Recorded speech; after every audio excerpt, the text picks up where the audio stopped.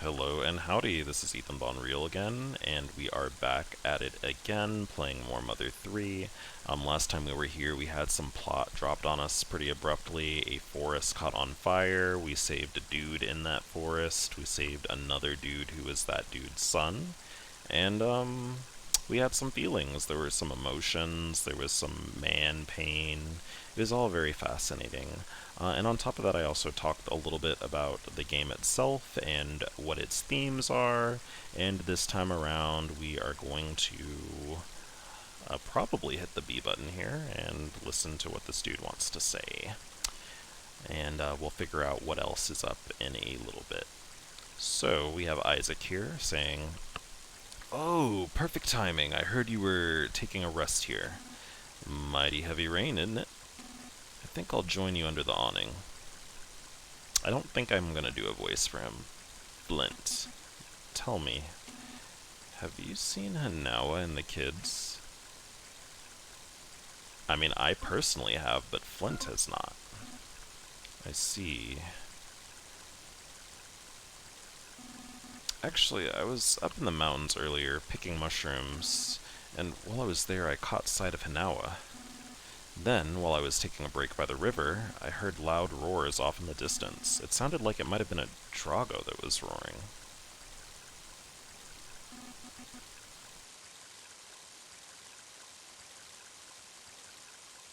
After that I heard what I think might have been screams. Say, Flint, Hinawa and the kids have made it back home, right? Alright, well I think that means we need to go back to our house ASAP.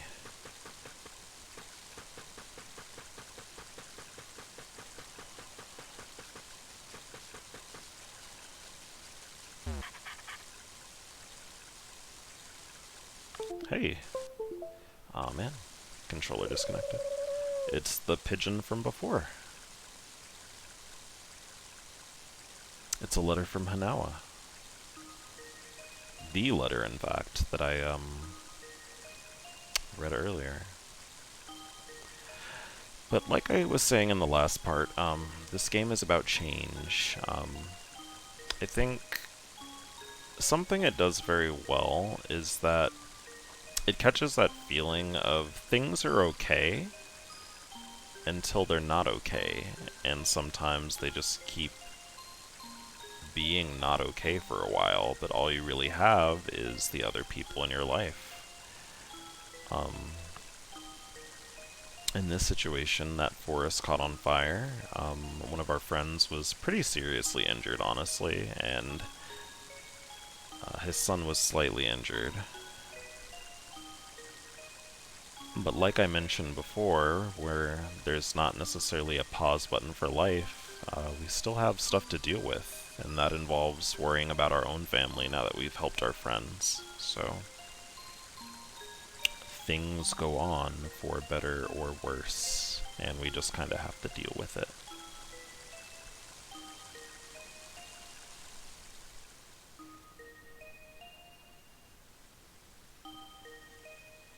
Flint has been reading over this letter for a while, it looks like. However, his family has not made it back home.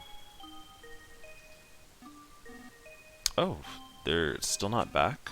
With all this rain, they could catch a cold. I'll go find them. They're probably taking shelter from the rain somewhere. It's getting late, so we should all go look for them. Let's get the other villagers to help too.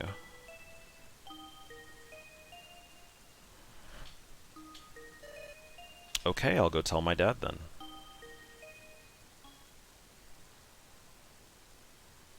Well, I guess we have to go look for them. But, luckily, this time, we're not going to be alone. We're taking our dog with us. Our dog is going to help us in our adventures. He's joining our party. And unlike in Earthbound, our dog is actually a pretty useful boy.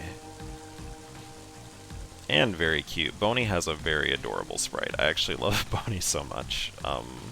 Boney is actually my favorite party member. Actually, let me show you Okay, if you're not looking at the screen, you should look at it. When you get ready to dash, he does that thing dogs do where they stick their butt out and wag their tail, and that's very cute.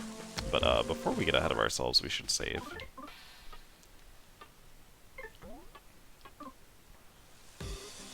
Something to take note of is that in this village that the game takes place in, everyone seems very close to one another. Everyone knows each other, and they're all, like, implicitly ready to help each other. Not only does everyone in the village have a role, like Thomas, who is the one who alerted us that there was a problem, they all do things to help each other. And I think it's very easy to kind of glaze over that, because you're like, well, this is a game setting. They are just living in an idealized version of reality where people are fucking nice to each other. But I think there's a little bit more to that, and you will see it as we progress in the game. Let's see if we can talk to this dude this time. He was ringing the bell earlier.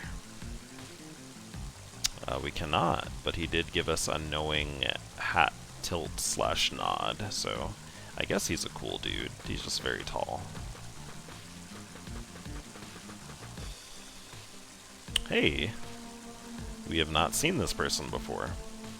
Oh, there you are, Flint. I asked everyone to split up and search the forest for Hinawa. You've been blessed with kind friends. That must be true happiness in one sense.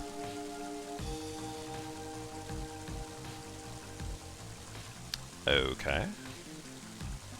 I'd like to join the search, but they told me to stay here because I'm too old. Seems nobody is aware of just how strong I really am. And that little bit of dialogue from Janelle, who was the person who talked to us before that person, was just reasserting that everyone is, you know, involving themselves in helping look for Hinawa and the kids. Just in case you kind of missed that bit. So, as far as the party goes, Boney is a very fast dog, and he will usually get the first turn whenever you're in combat, because he just is fast as shit. He has extra legs, which probably is related to that. We're gonna dip in the hot spring real quick, just to make sure we're topped off. Because I was a very good Let's Player, I did remember to level grind at the start of this Let's Play, and that will make this section a lot easier.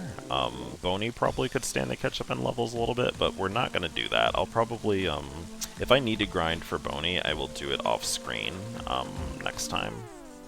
We won't bore y'all with that.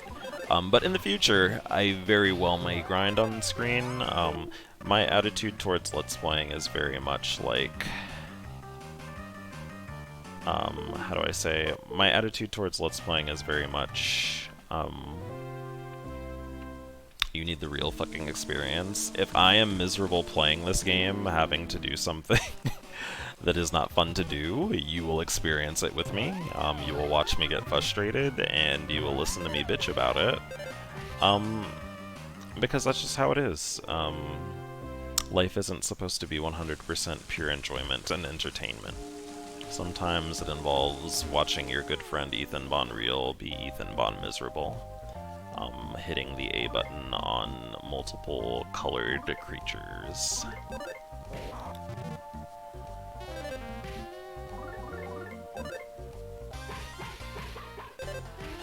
I did it. I did a little bit of a combo. I think that is one of the things that is kind of endearing about this game is the togetherness that's shown at the start of the game with everyone helping each other out. And I think I mentioned this in my previous Let's Plays. This is exemplified by our friends, for one, helping us find our wife, but also these people also just give us free items. Pretty freely, and obviously there's something going on, so it's kind of an emergency, so they're being a little bit more helpful, but there's never kind of a sense that you owe them anything when they do this. They just are doing it because it's like, well, you're in danger, of course we should be helping you. We should be giving you anything that helps you be okay.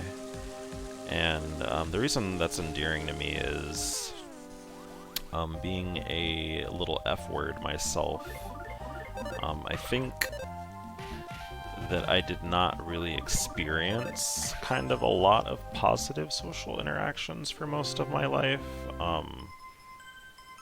And I mean, straight people go through this too, but I think it's like when you're like kind of weird in a way that people do not find endearing, they just kind of ignore you a lot, or alternatively, they withhold help because they think that's how you become a better person, if that makes sense. And I'll kind of get into that more, but I think sometimes people withhold help or concern for other people because they're different. And then also because they are not something that they see as socially valuable. And so the idea that, like, implicitly in this game world, they're not really concerned with that. They're just like, you're part of my community, so I'm taking care of you. That's just a little wiggums to me. And one of the reasons why I like this game. But, as I mentioned before, this is not an idealized world. These people act the way they do because of the conditions they live in and the social relations they have with each other. You might just say this is an environment that was crafted to be endearing, but the internal logic of the universe and game actually kind of explains why they are like this. And we will get more information on this going forward.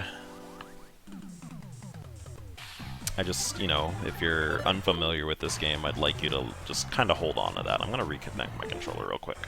There we go. Sorry about that. Is it going to do it again? There we go.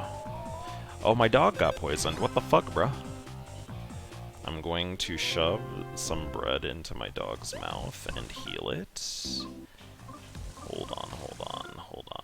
My dog needs a mushroom really bad. And then I'm gonna feed my dog some bread. And then I'm going to jam an antidote in my dog's snoot. There you go, you are no longer poisoned, my dog.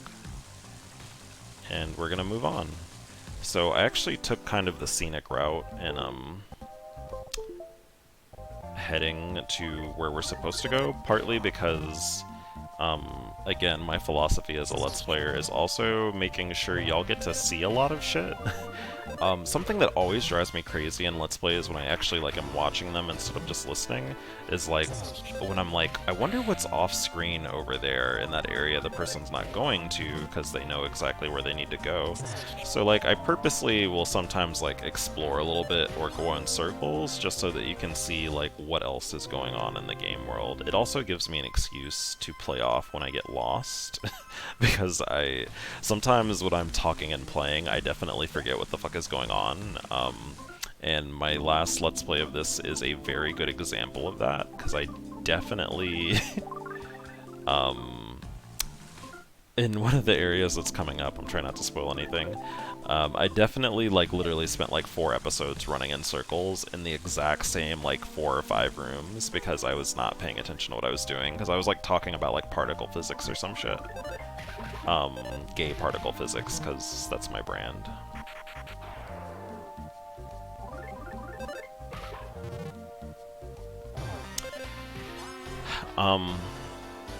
But what I was talking about before with, finding it endearing that they just implicitly help people and how that was unfamiliar for me is, I guess what I was trying to really get at is that I think sometimes,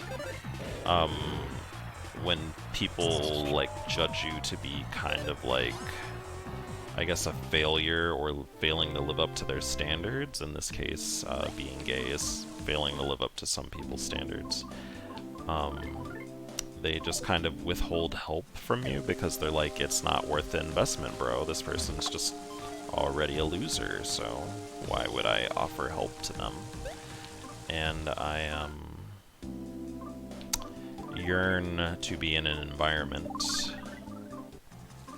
where people do not think like that. Unfortunately, that's a very hard habit for people to break, even people who experience stuff like that, unfortunately. It always breaks my heart a little bit when I meet gay people who are very judgmental in that way, where they're like, some people are just implicitly worth more or like deserve more respect and love than other people. But we are gonna go up here. And actually, I'll talk to these two NPCs before we move on. I'm sure Claus and Lucas will come racing here before long to have some of those slightly unclean and not very tasty cookies of mine. We've been calling their names for a while, but there's no response at all. Do you think maybe they're not in this area? Hinawa's father lives right past here, but... Flint, what should we do? Actually, it looks like someone went and snapped these in half, not lightning. But that can't be possible.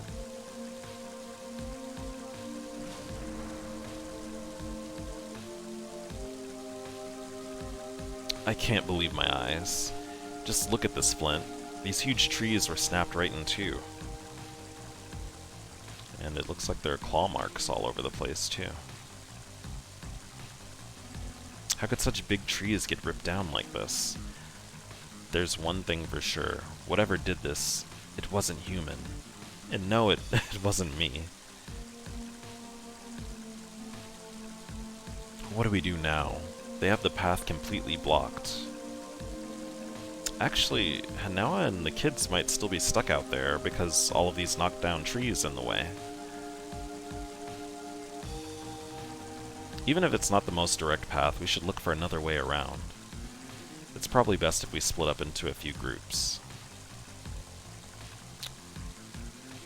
And for now, it's Isaac again with lighter and fuel. We are going to cut the video here, and we will listen to what Fuel has to say when we come back. I appreciate you all for dropping by. If you've made it this far, I sincerely appreciate it. Don't forget to consider dropping a like on this video and doing whatever YouTubers want you to do. I forgot what else you're supposed to do. Leave a comment or some shit, I think. I think that's like what y'all are supposed to do. But in the meantime, I will see y'all later. Have a good one.